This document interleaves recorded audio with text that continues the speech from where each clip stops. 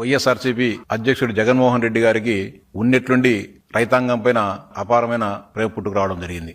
2019-24 మధ్య కాలంలో ముఖ్యమంత్రిగా ఉన్న సమయంలో ఏనాడు కూడా పంట పొలాల దగ్గరికి గాని రైతుల ముఖం చూడని జగన్మోహన్ రెడ్డి ప్రతిపక్ష పాత్ర వచ్చే కొద్దీ, తన ముఖ్యమంత్రి పదవి పోయే కొద్దీ రైతుల సమస్యలు, ధరల స్థిరీకరణ నిధి అని నానా పెద్ద పెద్ద మాటలు మాట్లాడడం జరుగుతోంది. జగన్మోహన్ రెడ్డి గారు ఈ రోజు అరటి రైతులు ఇబ్బందులు పడుతున్నారు, అరటికి ధర లేక రైతులు అధోగతి పాలవుతున్నారని చెప్పి ఈ రోజు పులివెందుల నియోజకవర్గంలో ఆయన పర్యటించడం జరిగింది. ఈ సందర్భంగా జగన్మోహన్ రెడ్డి గారికి నేను సూటిగా ప్రశ్నిస్తా ఉన్నా, అరటి మొక్క నాటితే అరటి చెట్టు అవుతుందా, లేకపోతే విత్తనముతో అరటి చెట్టు మొలుస్తుందనే పరిజ్ఞానం కూడా లేని జగన్మోహన్ రెడ్డి ఈ రోజు అరటి రైతుల గురించి, అరటి రైతుల వ్యతల గురించి మాట్లాడుతున్నా అంటే రైతాంగమే సిగ్గుతో తలదించుకుంటా ఉంది. అంతేకాకుండా తను ముఖ్యమంత్రిగా ఉన్న కాలంలో రైతాంగానికి స్వర్ణయుగం అని చెప్పి మాట్లాడడం జరిగింది. ఈ సందర్భంగా సవాల్ చేస్తాను మరోసారి, నీవు 2019-24 మధ్య కాలంలో అరటి పంటకు బీమా కట్టినట్లు గాని,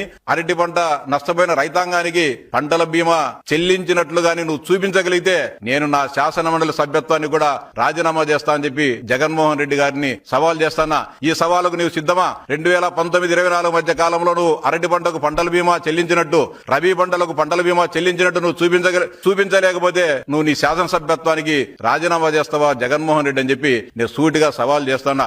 ₹1 చెల్లించుకోకుండా రైతాంగాన్ని అన్యాయం చేసిన చరిత్ర నీది. అరటి పంట రబీ పంటల కిందకి వస్తుంది. రబీ పంటలకు సంబంధించి మొత్తం ఇన్సూరెన్స్ విధానాన్ని నువ్వు ఎత్తేసి రైతాంగాన్ని సర్వనాశనం చేసింది నువ్వు.